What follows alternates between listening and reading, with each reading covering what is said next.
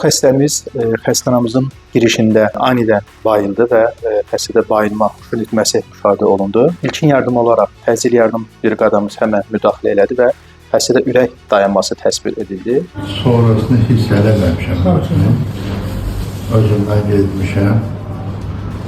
Sağ olsun həkimlər ki, ələxüsus zaman olurlar doktordan ki, o məni həyata qaytardı.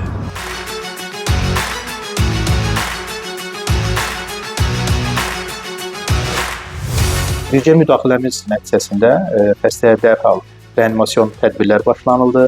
Ürəyin qapalı masajı bir neçə dəfə defibrilyasiya olundu və ürəyin ritmi bərpa edilməyə çalışıldı və eyni zamanda xəstə süni tənəffüs aparatına qoşularaq reanimasiyaya yerləşdirildi və dərhal koronar angioqrafiya laboratoriyasına alındı.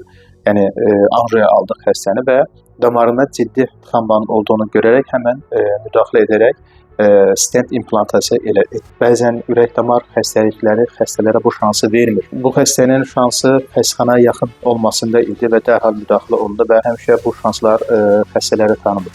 O yüzden bəlli bir yaşdan sonra, yəni ən az 35 yaşından sonra ildə bir dəfə kardioloji check-up müayinəsi olunması mütləq lazımdır. Sağlam olun, sağlığınızı heç vaxt şansa buraxmayın.